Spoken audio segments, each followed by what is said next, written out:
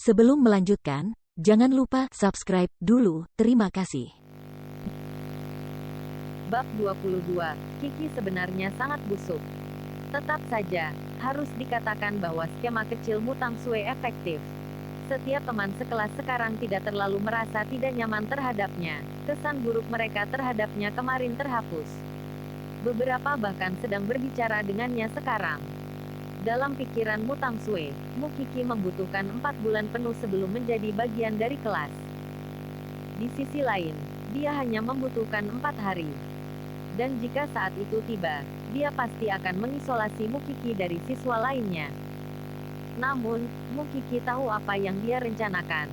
Mutang Sue hanya berhasil sebelumnya karena dia hanya mematuhinya dan tidak melakukan apapun. Namun, akankah dia bertahan dengan hal itu sekarang tanpa alasan? Setelah bel pintu berbunyi, guru kelas memasuki kelas dengan membawa daftar nama dan tersenyum kepada semua orang. Sebuah kompetisi yang disponsori oleh Olimpiade Matematika Internasional akan diadakan di kota A. Sekolah kami akan mengirimkan 2 siswa untuk berpartisipasi, dan untungnya kelas kami berhasil mendapatkan tempat. Mutang Sue, aku tahu kamu selalu mewakili Van Gogh dalam kompetisi ketika kamu belajar di sana, dan kamu punya banyak pengalaman. Semua kelas berbalik ke arah Mutang Sue. Mereka tidak menyangka bahwa hasilnya akan gitu bagus meskipun penampilannya halus. Ya, guru, Mutang Sue dengan cepat membalas senyumannya. Mungkin kali ini guru juga mengirimkannya sebagai perwakilan. Namun, dari apa yang dapat kulihat dari hasilmu saat ini, Kiki lebih baik dalam matematika dan lebih berpengetahuan daripada kamu. Itulah sebabnya aku berencana agar Kiki ikut serta kali ini dan memberi penghormatan kepada kelas kita. Bagaimana menurutmu, kelas? Guru, pendapat kami tidak penting. Kiki harus pergi karena dia mendapat nilai penuh untuk matematika. Ya, Kiki harus pergi. Kelas langsung memberikan mosi percaya kepada Mukiki. Guru itu juga tersenyum.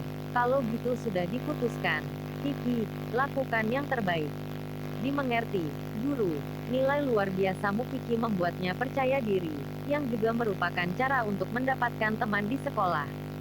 Oleh karena itu, bahkan Mutang Sue, yang termasuk di antara siswa kelas atas di Van Gogh, berada di luar 20 teratas di Iten pada saat itu.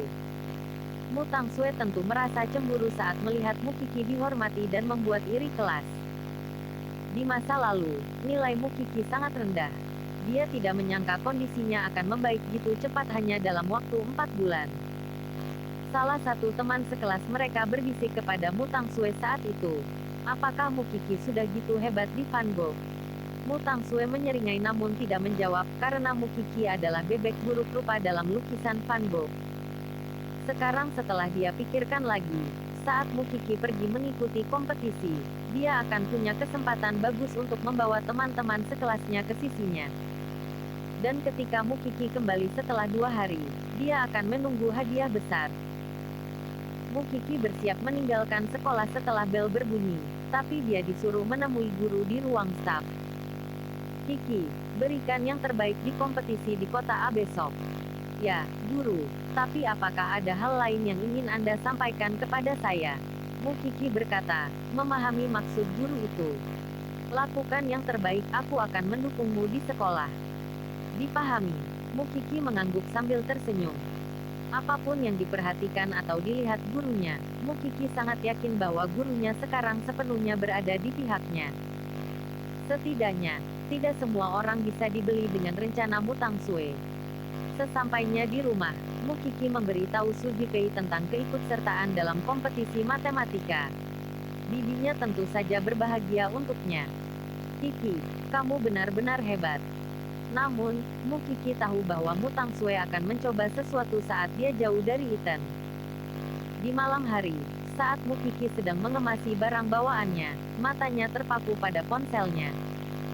Dia berpikir bahwa dia harus memberitahu Seng Xiao tentang pergi ke kota A, tapi dia tidak ingin mengganggunya pada saat yang sama.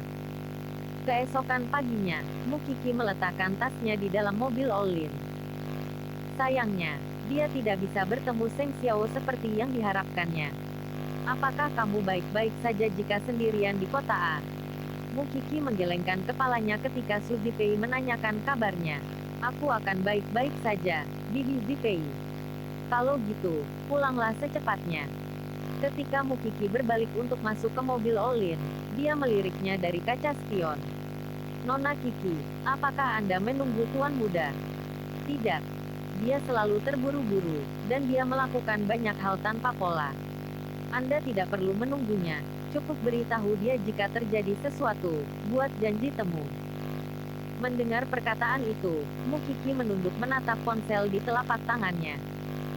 Setelah memikirkannya, dia mengirim pesan kepada Seng Xiao. Aku akan mengikuti kompetisi di kota A. Mukiki ingin melihatnya.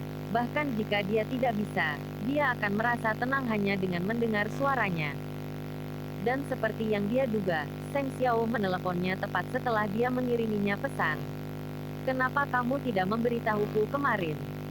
Kupikir kamu sedang sibuk dan tidak ingin mengganggumu.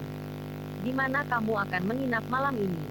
Seng Xiao mengabaikannya sepenuhnya, hanya khawatir dia sendirian dan tidak terlindungi di luar sana. Sekolah sudah membuat pengaturan. Kamu bisa santai saja, jawab Mukiki. Lakukan yang terbaik. Setelah mengucapkan 3 kata itu, Seng Xiao menutup telepon.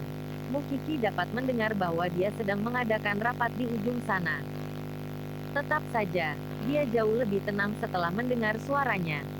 Dengan gitu, dia akan berani menghadapi tantangan apapun. Mu Tangsue melirik kursi Mukiki ketika dia pergi mengikuti kompetisi. Banyak teman sekelasnya yang terus bertanya mengapa sepasang saudara kembar seperti mereka mau hidup terpisah. Mu Tangsue tersenyum, berbicara dengan hati-hati dan mengelak. Namun, tak lama kemudian, seorang siswa dari Van Gogh menulis postingan menarik secara online. Rumor mengatakan bahwa orang terbawah kita membalikkan keadaan di Iten. Di bawah postingan itu ada nilai dan catatan disiplin Mukiki dalam lukisan Van Gogh selama bertahun-tahun. Postingan tersebut dibagikan ke tempat lain dengan cepat, dan siswa Van Gogh yang memiliki teman di Iten mengunduh rekaman tersebut untuk ditunjukkan kepada teman mereka juga. Hukumannya yang jelas dan hasil yang sangat buruk membangkitkan minat yang besar terhadap Mukiki, terutama di antara teman sekelasnya sendiri. Semuanya tercengang dengan postingan tersebut. Apakah Kiki sebenarnya sangat busuk? Bukankah dia hanya seorang pembuat onar? Nilainya sangat buruk, dan dia bahkan pernah diskores sebelumnya. Apakah dia datang ke Iten karena dia tidak bisa bertahan hidup di Van Gogh? Dia pasti curang untuk mendapatkan nilai bagus di sini. Kelas berdebat sengit mengenai postingan itu. Bahkan rekan satu meja Mukiki merasa tidak percaya dengan postingan tersebut. Apakah itu benar-benar Mukiki? Apakah dia benar-benar busuk di masa lalu?